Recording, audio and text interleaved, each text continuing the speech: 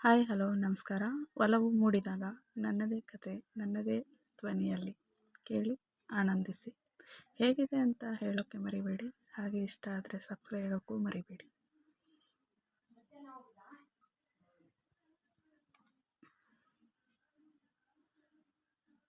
ಕೆಂಪು ದೀಪ ಆರಿದ ಕೂಡಲೇ ಬಾಗಿಲ ಬಳಿಗೆ ಓಡಿದ್ಲು. ಹೊರ ಬಂದ ಡಾಕ್ಟರ್, ನಥಿಂಗ್ ಟು ವರಿ ಮಾ, ಅವರ ಜೀವಕ್ಕೇನೂ ಅಪಾಯ ಇಲ್ಲ, ಆದರೆ ಇನ್ನೊಂದು ತಿಂಗಳಾದರೂ ಬೆಡ್ ರೆಸ್ಟ್ ಮಾಡಬೇಕು ಅಂದರು ಡಾಕ್ಟರ್.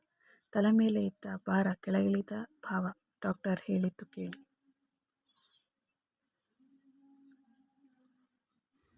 ಹ್ಞೂ ಆಯಿತು ಅನ್ನುವಂತೆ ತಲೆಯಾಡಿಸಿ ICU ಒಳಗೆ ಹೋದ್ಲು.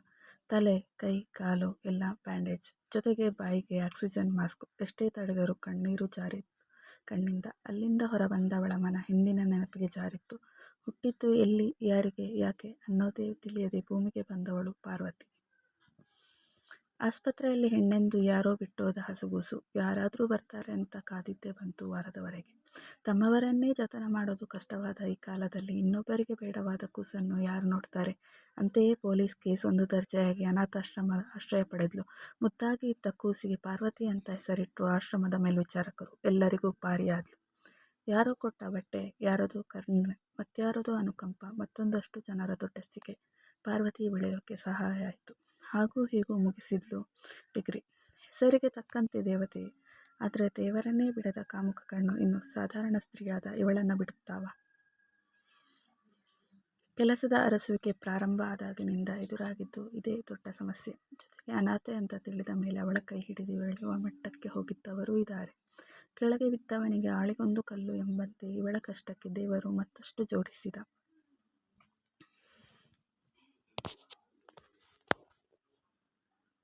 ಆಶ್ರಮದ ಮೇಲ್ವಿಚಾರಕರಾದ ರಾಮರಾಯರಿಗೆ ಹೃದಯದ ಕಾಯಿಲೆ. ಶಸ್ತ್ರಚಿಕಿತ್ಸೆ ಆಗಲೇಬೇಕು, ಅದು ಕೂಡ ತುರ್ತಾಗಿ. ಬೇಕಾಗಿದ್ದು 6 ಲಕ್ಷ. ತಲೆ ಮೇಲೆ ಬಂಡೆಕಲ್ಲು ಬಿದ್ದ ಭಾವ. ಅನಾಥರೇ ಆದ ರಾಮರಾಯರು ತಮ್ಮ ಸರ್ವಸ್ವವನ್ನೇ ಮುಡಿಪಾಗಿಟ್ಟಿದ್ರು ಆಶ್ರಮಕ್ಕೆ.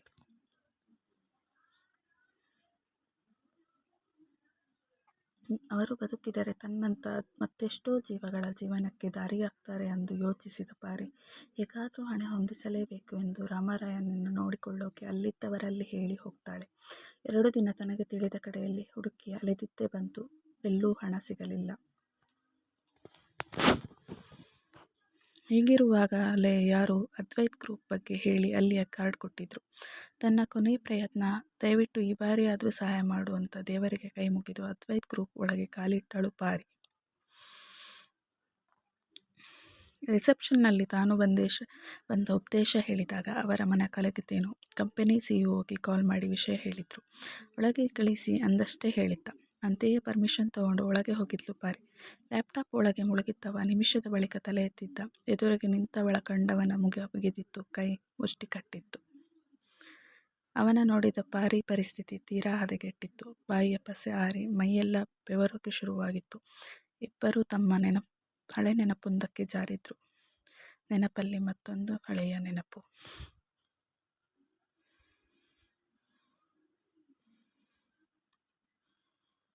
ಕುಂಟುತ್ತಲೇ ಚಿನ್ನದ ಚಮಚ ಬಾಯಲ್ಲಿಟ್ಟುಕೊಂಡು ಹುಟ್ಟಿದವ ಅದ್ವೈತ್.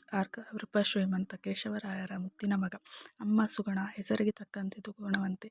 ಇವರಿಗೆ 2 ಮಕ್ಕಳು. ಮೊದಲನೆಯವಳು ಆರಾಧ್ಯ. ಇವಳಿಗೆ 6 ವರ್ಷ ಆದಮೇಲೆ ಹುಟ್ಟಿದವ ಅದ್ವೈತ್.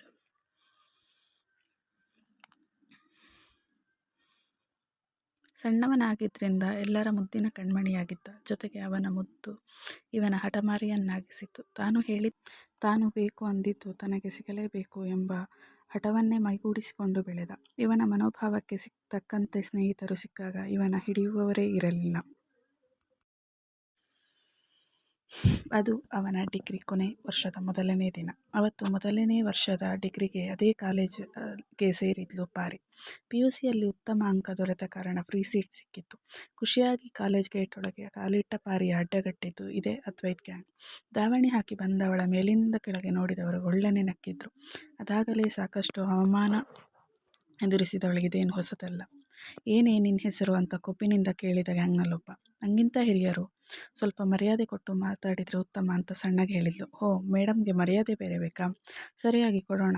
KG ಲೆಕ್ಕದಲ್ಲಿ ಬೇಕಾ ಇಲ್ಲ ಟನ್ ಲೆಕ್ಕದಲ್ಲಿ ಬೇಕಾ ಅಂತ ಕೇಳಿದ ಮತ್ತೊಬ್ಬ. ನೀವಾಡೋ ಮಾತು ನಿಮ್ಮ ಸಂಸ್ಕಾರ ತಿಳಿಸುತ್ತೆ. ನನ್ನ ಮಾತು ನಿಮಗೆ ಅರ್ಥ ಆಯಿತು ಅನ್ಕೋತೀನಿ ಅಂದವಳ ಮಾತಿಗೆ ಸಿಡಿದೆದ್ದ ಅದ್ವೈತ್. ಎಷ್ಟೇ ಕೊಪ್ಪು ನಿಂಗೆ, ಹೆಸರು ಕೇಳಿದರೆ ತಲೆಯಲ್ಲೇ ಮಾತಾಡ್ತೀಯ ಅಂದು ಅವಳಿಗೆ ಕೈ ತೋರಿದ. ಅಷ್ಟರಲ್ಲಿ ಬೆಲ್ ಆಗಿದ್ರಿಂದ ಇನ್ಮೇಲೆ ಈ ಕಾಲೇಜ್ಗಿಳಿಯೋದು ಹೇಗೆ ನೆಮ್ಮದಿಯಾಗಿರ್ತೀಯ ನಾನು ನೋಡ್ತೀನಿ ಕಣೆ ಅಂದು ಅಲ್ಲಿಂದ ಸರಿದಿದ್ದ. ಜೊತೆಗೆ ಇದ್ದವನ ಬಳಿ, ನೋಡು ಇವತ್ತು ಸಂಜೆ ಒಳಗೆ ಅವಳ ಬಗ್ಗೆ ಸಂಪೂರ್ಣ ವಿಷಯ ಗೊತ್ತಾಗಬೇಕು ನನಗೆ, ಅರ್ಥ ಆಯ್ತಾ ಅಂತ ಹೇಳಿದ್ದ ಕೋಪದಲ್ಲಿ. ಸಂಜೆ ಹೊತ್ತಿಗೆ ಅವಳ ಬಗ್ಗೆ ಸಂಪೂರ್ಣ ತಿಳಿದ ಅದ್ವೈತ್ ಮನದಲ್ಲಿ ವ್ಯಂಗ್ಯವೊಂದು ಮೂಡಿ ಮರೆಯಾಯಿತು. ಮರುದಿನ ಬೆಳಿಗ್ಗೆ ಹಿಂದಿನಂತೆಯೇ ಎದುರಾಯಿತು ಅದ್ವೈತ್ ಗ್ಯಾಂಗ್. ಮಗ, ನನ್ನ ಅಪ್ಪ ಕೇಶವ, ನಿಮ್ಮ ಅಪ್ಪನ ಹೆಸರೇನು ಅಂತ ತನ್ನ ಗುಂಪಿನ ಒಬ್ಬನ ಬಳಿ ಕೇಳಿದ. ಶ್ರೀಧರ್ ಕಣೋ. ಮೇಡಮ್, ನಿಮ್ಮ ಅಪ್ಪನ ಹೆಸರೇನು ಅಂತ ಕೇಳಿದವನು ಸುಮ್ಮನೆ ನಿಂತವಳ ಕಂಡ. ಲೋ, ಅವಳಿಗೆ ಗೊತ್ತಿದ್ರೆ ಅಲ್ವೇನೋ ನಿಂಗೆ ಹೇಳೋದು ಅಂತ ಹೇಳಿದ್ದ.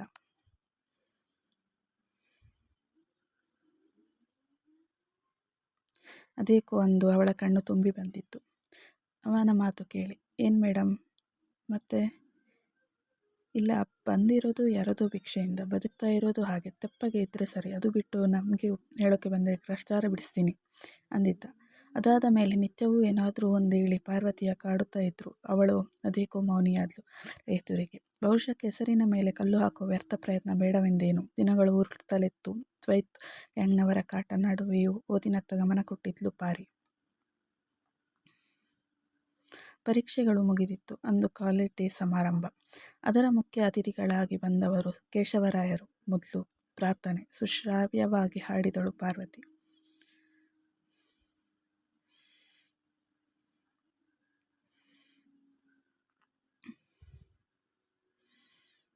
ಇನ್ನಷ್ಟು ಬೇಕೆನ್ನ ಹೃದಯಕ್ಕೆ ರಾಮ, ನಿನ್ನಷ್ಟು ನೆಮ್ಮದಿಯೂ ಎಲ್ಲಿಹುದೋ ರಾಮ, ರಾಮ ರಾಮ ರಾಮ ರಾಮ, ನಿನ್ನಿಷ್ಟದಂತೆನ್ನ ಇಟ್ಟಿರುವೆ ರಾಮ, ನನ್ನಿಷ್ಟದನ್ನೆಲ್ಲ ಕೊಟ್ಟಿರುವೆ ರಾಮ, ಕಷ್ಟಗಳ ಕೊಡಬೇಡ ಎನ್ನಲಾರೆ ರಾಮ, ಕಷ್ಟ ಸಹಿಸುವ ಶಕ್ತಿ ಕೊಡು ಎನಗೆ ರಾಮ.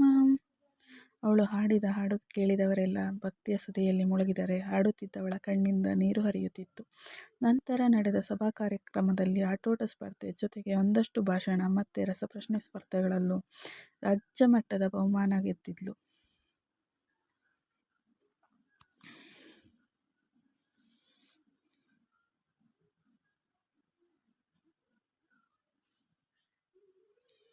ಸಂಚಿಕೆ ಹೇಗಿದೆ?